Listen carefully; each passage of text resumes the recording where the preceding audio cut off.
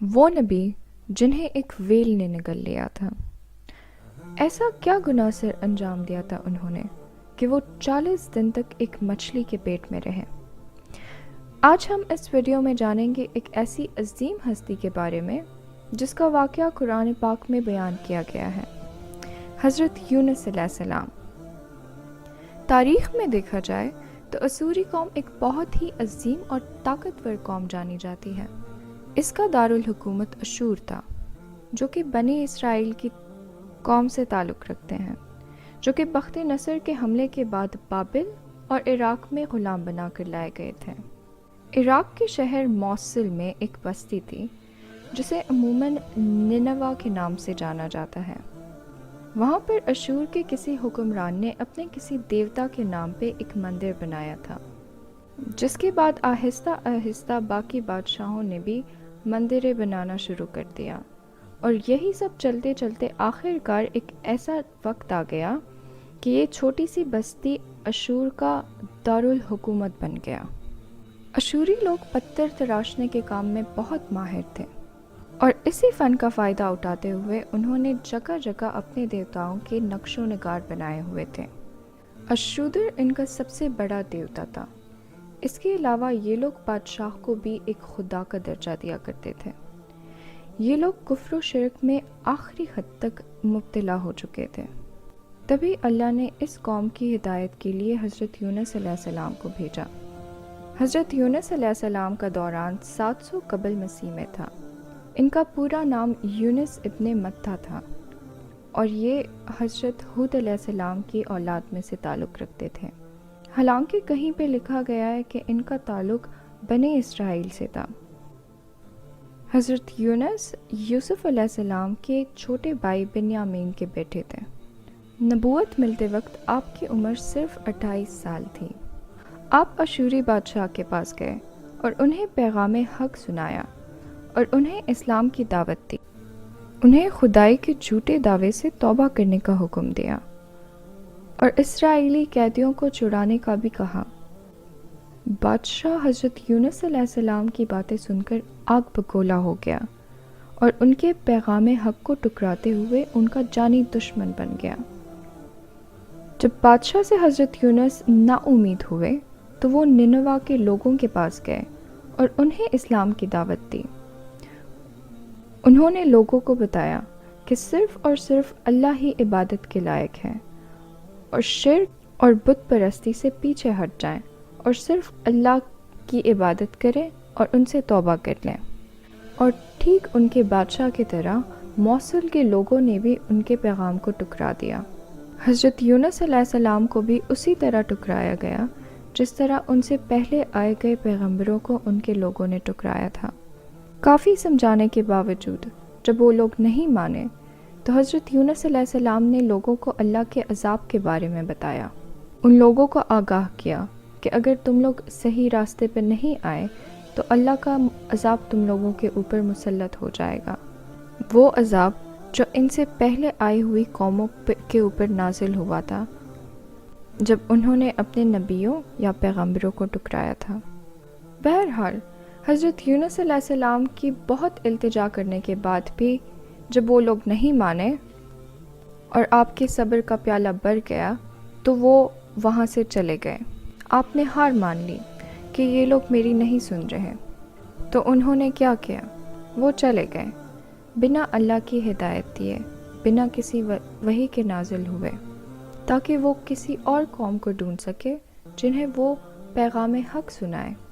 جب حضرت یونس علیہ السلام چلتے چلتے فرات کے کنارے پہنچے تو وہاں پہ انہیں ایک کشتی ملی جو مسافروں سے بھری پڑی تھی۔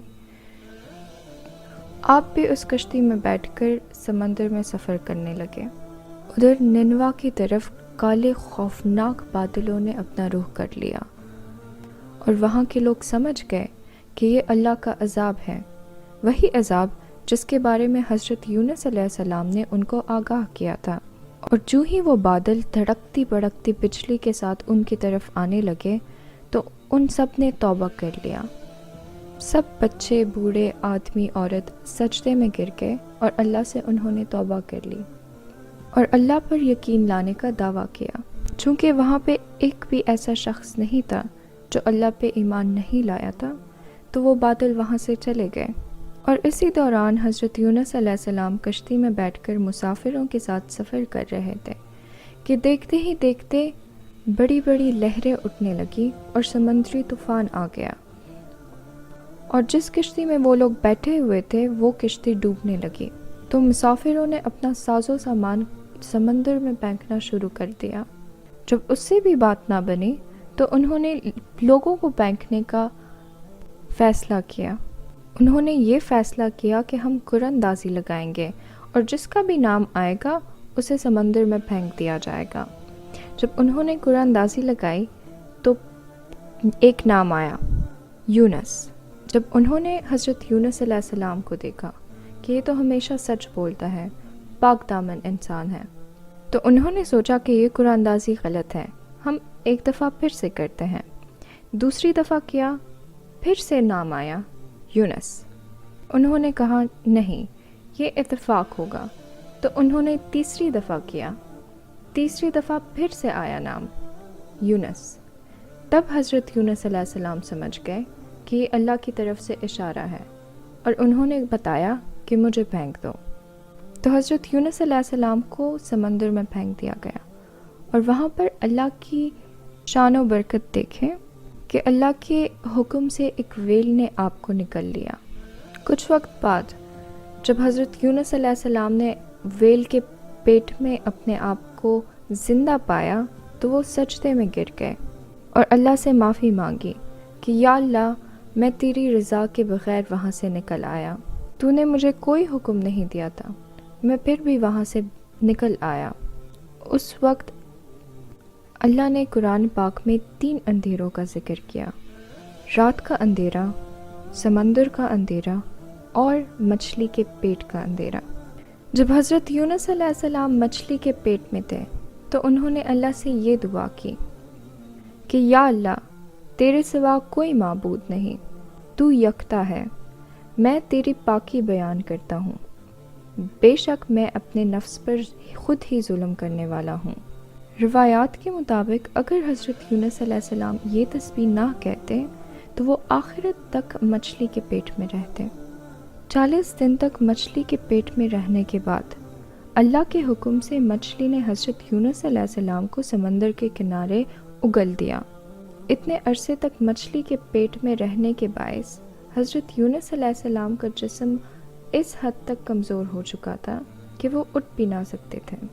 تو اللہ نے وہی سمندر کے کنارے ایک درخت اگایا جس نے آپ کو سایہ دیا، اور اس درخت کے چھونے سے آپ کے جسم کی جلد بہت ہی نرم اور نازک ہو گئی، اور وہ اس درخت سے کھا بھی سکتے تھے۔ سبحان اللہ۔ اور اللہ نے ٹھیک ہونے کے بعد حضرت یونس علیہ السلام کو اپنے لوگوں کے پاس واپس بھیج دیا۔ جب یونس اپنے لوگوں کے پاس گئے تو وہ بے حد حیرت انگیز ہو گئے۔ کیوں؟ کیونکہ انہی کی قوم ان کی غیر حاضری میں ایمان لا چکی تھی۔ حضرت یونس علیہ السلام کی قوم وہ واحد قوم ہے جس پر اللہ کا عذاب نازل ہونے کے بعد وہ عذاب واپس چلا گیا۔ ایسا کیوں ہوا؟ کیونکہ ان لوگوں میں ہر ایک انسان ایمان لے کر آ گیا تھا۔ اور اسی کے ساتھ ختم ہوتی ہے حضرت یونس علیہ السلام کی کہانی۔ Thank you so much for watching.